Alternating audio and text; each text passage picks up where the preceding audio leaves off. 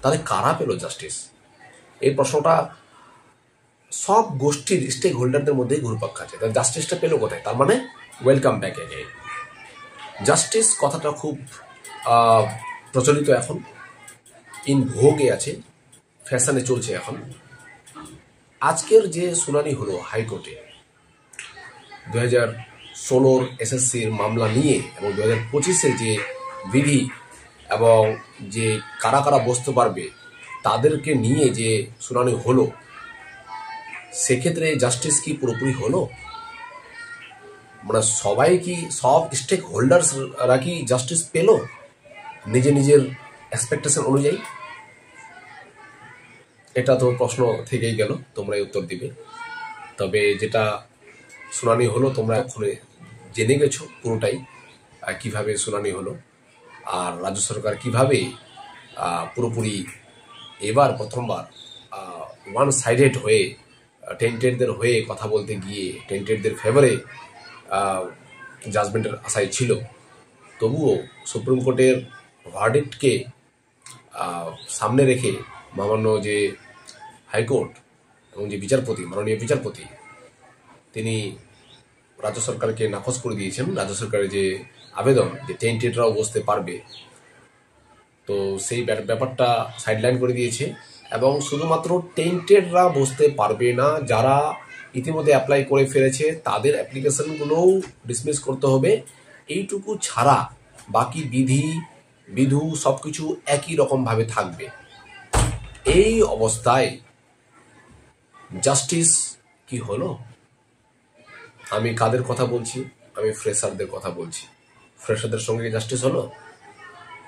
আমি 2016 যারা untainted candidates তাদের কথা বলছি। আনটেন্টেড ক্যান্ডিডেটসরা, এক্সিস্টিং টিচাররা কি জাস্টিস পেল? 2016 যারা বঞ্চিত প্রার্থী ছিল, যাদের জন্যই এই হেভি কারাপশনটা সামনে উঠে এসেছে, not call for verification, waiting candidates, তারা কি জাস্টিস পেল? OBC candidates, SC ST candidates, 50% holder এনসিটির গাইডলাইন অনুযায়ী 2010, তারা কি জাস্টিস পেল? ওভার এজ হয়ে গেছে, 40+ এজ হয়ে গেছে, তারা কি জাস্টিস পেল? তাহলে কারা পেল জাস্টিস? এই প্রশ্নটা সব গোষ্ঠীর স্টেক হোল্ডারদের মধ্যেই ঘুরপাক খাচ্ছে। তাহলে জাস্টিসটা পেল কোথায়? তার মানে সুপ্রিম কোর্টের দিকেই চেয়ে থাকতে হচ্ছে ক্লারিফিকেশনের জন্য।